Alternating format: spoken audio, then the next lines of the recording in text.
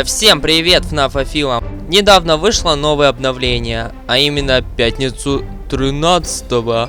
Да, это то самое второе обновление, в котором Скотт Каллтон добавил много чего нового. Этим новым обновлением он умудрился изменить FNAF World в какой-то новый своеобразный хоррор. Давайте поясню.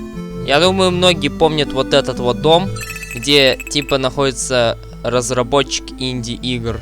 Именно отсюда начинается новая сюжетка этого нового обновления. Данная особа говорит нам, что нас ожидает что-то ужасное. Но при этом говорит нам: зайдите чуть-чуть попозже, наверное. Вам тогда подробнее и расскажу. После чего появляется Фредбер. Подойдя к нему, он нас приветствует и говорит, что надеюсь, вы готовы к еще одному приключению. Как в ту же минуту его радость на лице угасает. С вопросами, что мы здесь забыли, рассказывает нам, что игра что-то типа подвержена вирусу, которая потеряла над собой контроль. Также говорит, что это находится что-то где-то внутри, в сердце игры, и оно очень опасно. И оно там, и все что-то внутри опасно. И без понятия, какой вообще херней она там страдает. В общем, с полной грустью и печалью он нам говорит, чтобы мы покидали эту игру, искали себе какие-то другие инди-игры. В общем, все, капец. Просто вот говорит: потеряйся.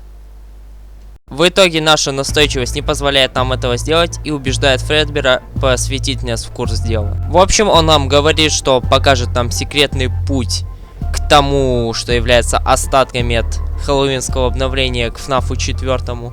При этом он нам говорит, что там будет очень опасно и нам понадобятся гораздо сильные персонажи, чем мы имеем сейчас. Потом он говорит, что это место, где обитают души, то бишь коды персонажей, которые будут использоваться для других всяких игр, спин-офф игр и прочего.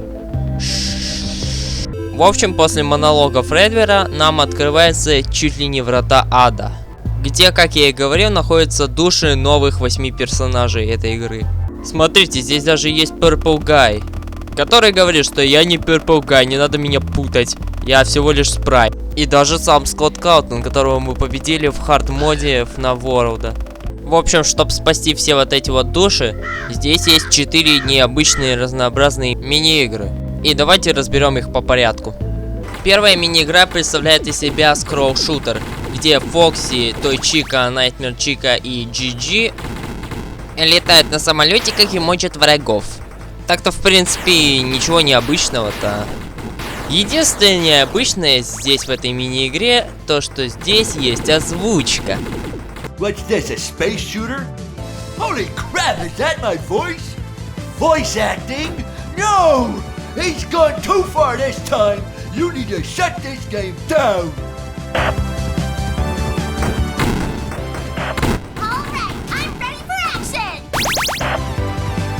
Sorry I'm late to the party. Fashionably late, of course. Let's kick this party into high gear! Также в этой мини-игре есть момент, который Скотт Каллтон добавил явно для того, чтобы позабавить. Bingo! Got him! You won't get tired of my voice, will you? You won't get tired of my voice, will you? You won't get tired of my voice, will you? You won't get tired of my voice, will you? You won't get tired of my voice, will you? You won't get tired of my voice, will you?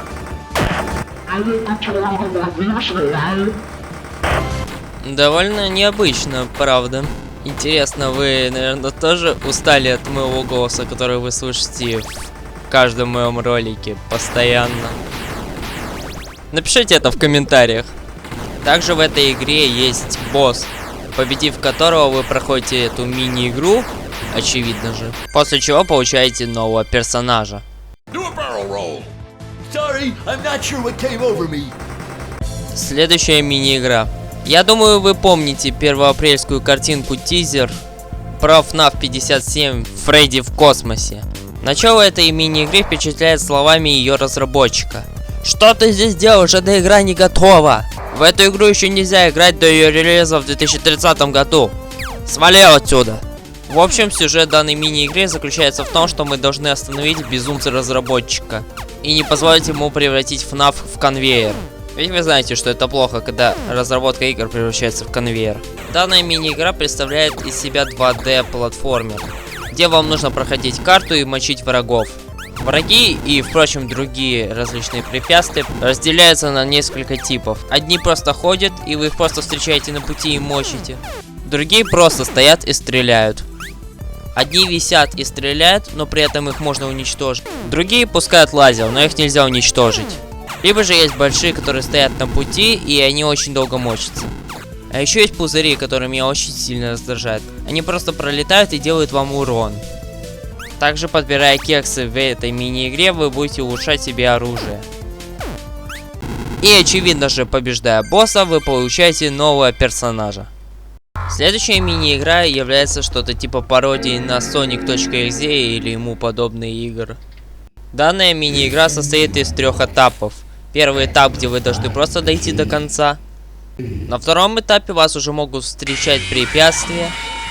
А третий этап представляет из себя то, что не верьте в то, что котики милые. Иначе все. Этот этап вам нужно переждать нашествие котиков вот в этом вот просветленном месте. Подождать, пока они пройдут мимо. На каждом этапе на фоне вас будет преследовать одна и та же фраза. Listen to my voice, and you will find the key. When you can see, how fast can you flee? Be sure your step through the heart of madness. Пройдя эту мини-игру, вы получаете кошмарную марионетку. И именно только ее. От следующей мини-игры у вас просто будет дико бомбить, и вы ее просто будете ненавидеть. Данная игра является кое-какой пародией на Default Den. Проблема этой мини-игры то, что вы будете умирать постоянно. И даже может, если вы наловчитесь, эта игра все равно вам убьет нервы. Также существо, которое находится над нами, Chicas Rainbow. И эта Chicas Rainbow будет постоянно над нами усмехаться и унижать нас всячески. Притом, с многочисленные наши провальные попытки, ей уже надоест, и она решит самовольно с нами расправиться. После чего мы проиграем, и нам придется страдать заново. Притом, это будет раздражать своими фразочками.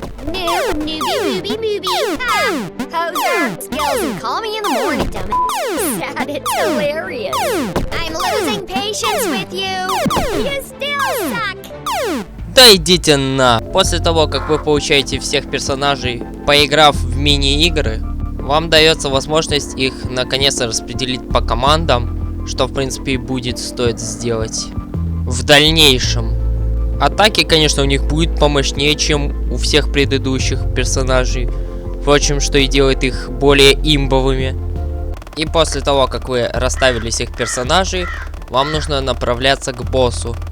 И как предупреждает Фредбер, там очень опасно, и там повсюду токсичный газ, который будет отнимать здоровье. И, кстати, что по поводу газа, в бою он действительно отнимает здоровье. В данной ситуации вас спасет атака Bubbles Brief, которая есть у кошмарной марионетки и баллон боя. То место, куда вы попадаете, является лабиринтом. Ибо на карте этой местности нету. И плутать вы будете очень долго. К счастью, как вы видите, я расчертил путь к боссу. Вот здесь вот начало, а здесь вот босс. Что по поводу босса?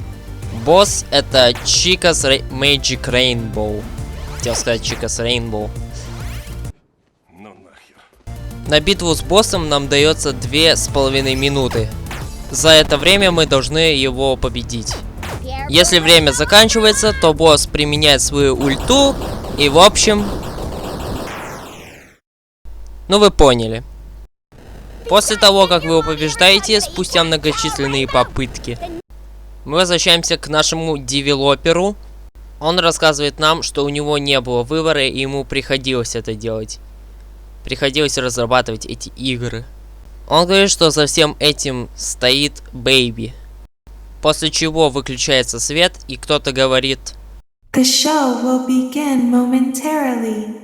Everyone, please stay in your seats. Потом уже включается свет, и чел оказывается мертвым.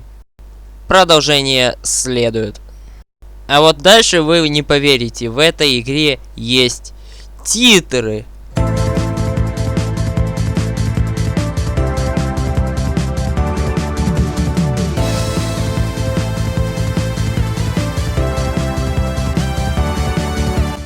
Да, мать их, титры!